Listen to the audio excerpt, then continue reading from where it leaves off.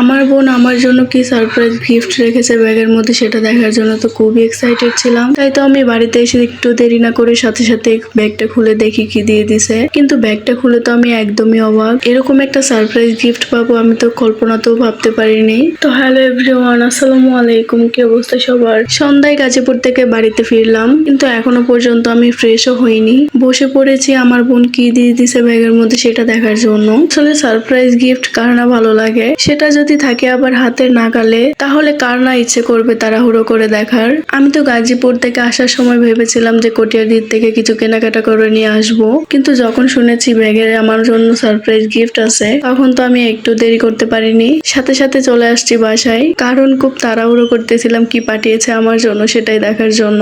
আর প্যাকেটের ভিতরে এই বক্সটা দেখে তো আমি একদমই অবাক। সত্যি বলতে আমি বাসায় হারিয়ে ফেলেছিলাম, কি থেকে কি বলবো বুঝতেই পারছিলাম না। এটা একদমই আনএক্সপেক্টেড ছিল। আমি ভেবেছিলাম হয়তো আমার আর কখনোই ফোন কিনা হবে না, কিন্তু এইভাবে যে আমার বোন আমার স্বপ্নটা পূরণ করে দিবে আমি তো কল্পনাও করতে পারিনি।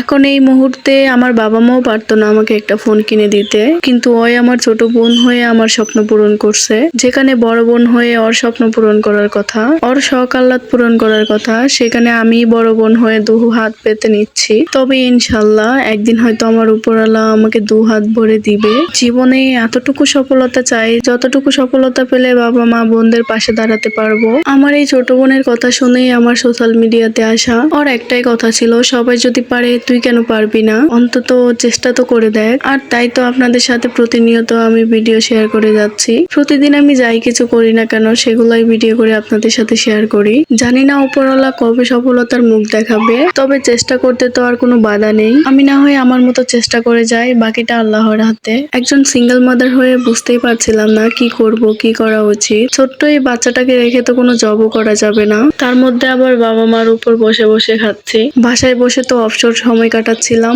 নিজের কাছেই কেমন গিল্টি ফিল হয়। তারপর হঠাৎ করে আমার বোন বলল, সোশ্যাল মিডিয়াতে তো এখন অনেকেই কাজ করতেছে, তুইও একটু ট্রাই করে দেখ কিছু করতে পারিস কিনা। আর তাই তো এই নতুন পথে পথ চলা। জানি না কি করতে পারবো, তবে অনেক দূর যাওয়ার ইচ্ছা, যদি আপনাদের ভালোবাসা পাই আর কি। অনেকে হয়তো বলতে পারেন আইফোন তো আর কিনেননি, এত খুশি হওয়ার কি আছে। তবে আপনারা ভাবতেও পারবেন না আমি এই ফোনটা পেয়েই কতটা খুশি। আপাতত আমার বা আমার ফ্যামিলির আইফোন কেনার মতো সামর্থ্য নেই, তাই তো সেই স্বপ্ন আমি দেখছিও না। কিন্তু আমার বোন আমাকে যেটা দিয়েছে সেটাই আমার কাছে আইফোনের চেয়েও বেশি। এতটুকুতেই আমি আল্লাহর কাছে হাজার হাজার শুকরিয়া আদায় করছি। আলহামদুলিল্লাহ। আপনারা সবাই আমাদের জন্য দোয়া করে দিবেন, আমি যেন আমার বোনের দেয়া গিফটের মান রাখতে পারি। এই সাধারণ ফোনটা দিয়ে যেন অসাধারণ কিছু করতে পারি। আল্লাহ চাইলে কি না পারেন বলেন, এই উপরওয়ালার দ্বারা সবকিছুই সম্ভব। আর তাই তো তার উপর ভরসা রেখেই এই পথে পা বাড়িয়েছি। তো যাই হোক, আজকের মতো এখানেই বিদায় নিচ্ছি। সবাই ভালো থাকবেন, সুস্থ থাকবেন। আল্লাহ হাফেজ।